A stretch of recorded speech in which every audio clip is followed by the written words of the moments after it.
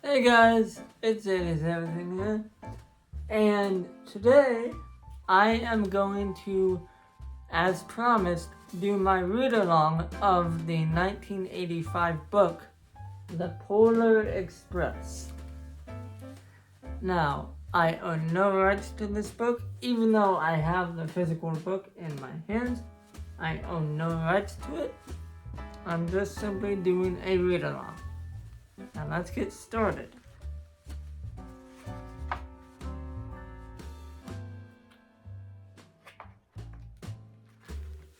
The Polar Express by Chris Van Allsburg.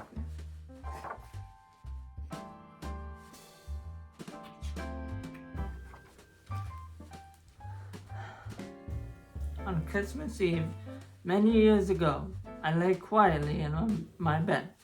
I did not rustle the sheets. I breathed slowly and silently.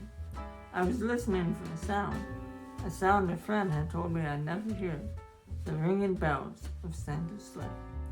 There is no Santa, my friend had insisted, but I knew he was wrong. Later that night, I did hear sounds, though not of ringing bells. From outside came the sounds of hissing steam and squeaking metal. I looked through my window and saw a train standing perfectly still in front of my house.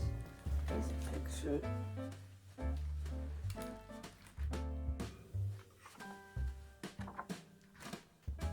It was wrapped in an apron of steam. Snowflakes fell lightly around it. A conductor stood at the open door of one of the cars. He took a large pocket watch from his vest, then looked up at my window. I put on my slippers and robe. I tiptoed downstairs and out the door. "All aboard!" the conductor cried out. I ran up to him. "Well," he said, are you coming?" "Where?" I asked. "Went to the North Pole, of course," was his answer. "This is the Polar Express." I took his outstretched hand, and he pulled me aboard. Oh, that's the picture of the Polar Express.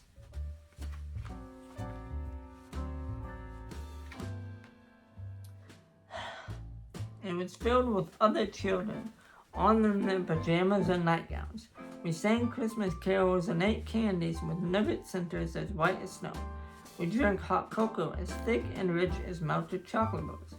Outside, the lights of towns and villages flickered in the distance as the Polar Express raced northward. Here is a picture. I am noticing in these pages they are very, very like the movie, 2004 movie. Now I know this book was made in 1985, but maybe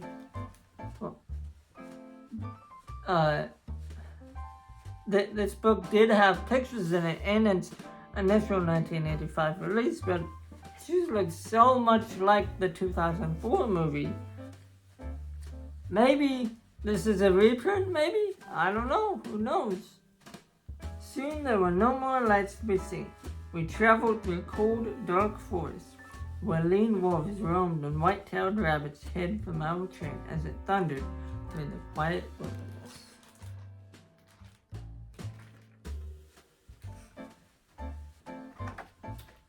We climbed mountains so high it seemed as if we would scrape the moon, but the Polar Express never slowed down. Faster and faster we ran along, rolling over peaks and through valleys like a car on a roller coaster.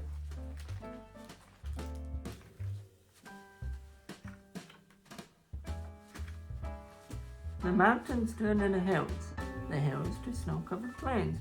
We crossed a barren desert of ice, the great polar ice cap. Lights appeared in the distance. They looked like the lights of a strange ocean liner sailing on a frozen sea. "There," said the conductor, "is the North Pole."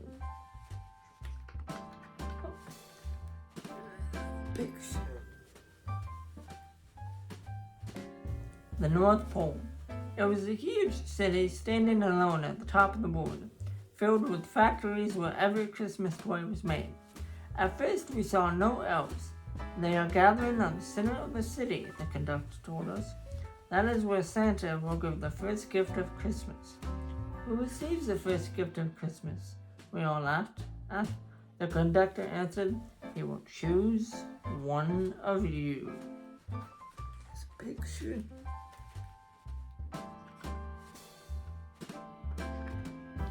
Look, shouted one of the children. The elves! Outside we saw hundreds of elves. As our train drew closer to the center of the North Pole, we slowed to a crawl. So crowded were the streets of Santa's helpers. When the Polar Express could go no farther, we stopped and the conductor let us outside.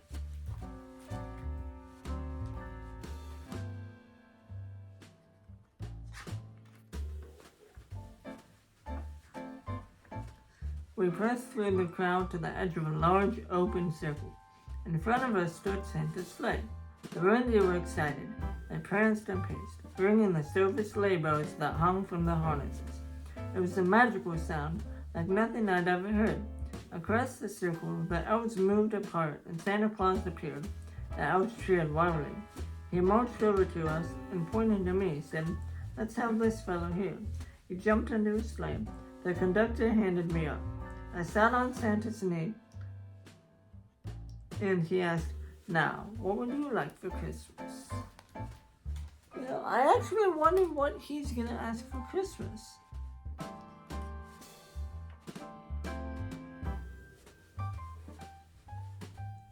I knew that I could have any gift I could imagine, but the thing I wanted most for Christmas was not inside Santa's giant bag. What I wanted more than anything was one silver sleigh bell from Santa's sleigh. When I asked, Santa smiled. Then he gave me a hug and told an elf to cut a bell from Miranda's harness. The elf tossed it up to Santa. He stood, holding the bell high above him, and called out, "The first gift of Christmas!"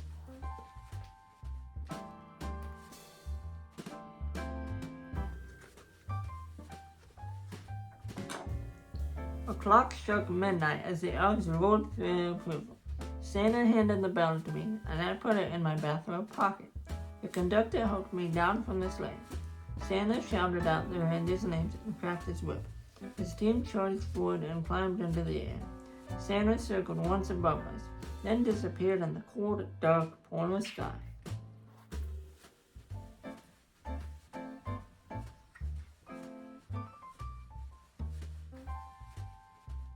As soon as we were back inside the Polar Express, the other children asked to see the bell. I reached into my pocket, but the only thing I felt was a hole. I unlocked the silver bell from Santa Claus's sleigh. "Let's hurry outside and look for it," one of the children said.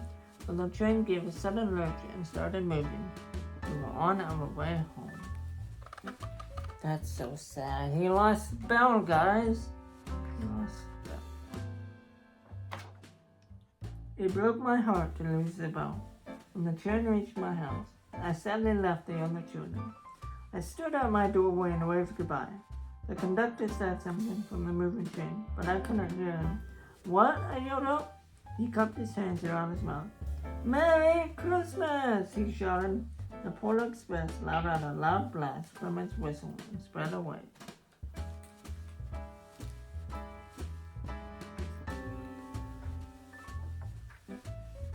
On Christmas morning, my little sister Sarah and I opened our presents.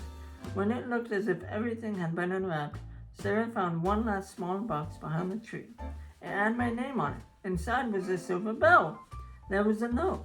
"Found this on my seat of my sleigh. Fix that hole in your pocket. Signed, Mr. C." I shook the bell. It made the most beautiful sound my sister and I had ever heard. But my mother said, "Oh, that's too bad." "Yeah," said my father. "It's broken." When I'd shaken the bell, my parents had not heard a sound.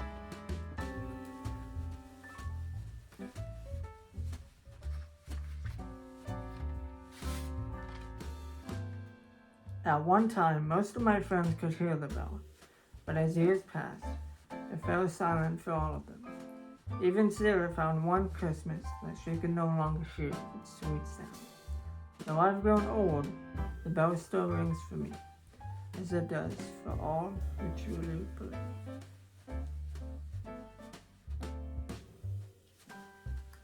That is the 1985 book by Chris Van Allsburg, The Polar Express. What did you guys think of that read-along?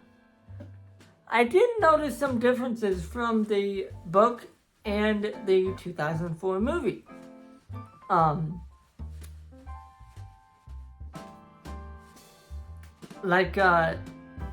The boy believes in Santa, but in the movie, he's extremely skeptical that there is a Santa Claus.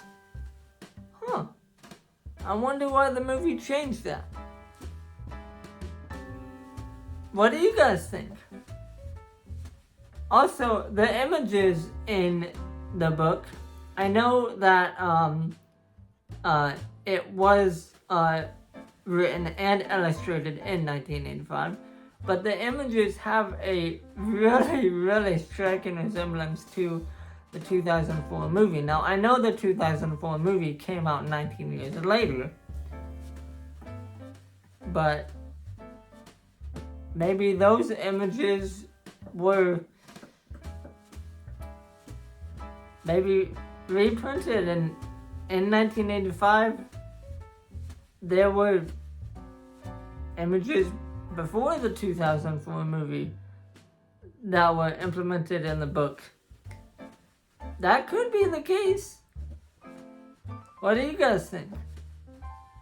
Well, guys, I hope you all enjoyed that video. I promised I would do it, and I did it. I am so sorry it took me so long to do it, guys. I just kept putting it off, and I'm sorry. I feel like I let you guys down, but I finally did it, and I feel like I did a good job, and I hope you guys feel like I did a good job too. Well, guys, that is going to be the end of this video. Don't forget to like this video, subscribe to the channel if you haven't already, and turn on the post notification bell so you will never miss an upload. And everybody, have a Merry Christmas, and I will see you in the next video. Bye-bye.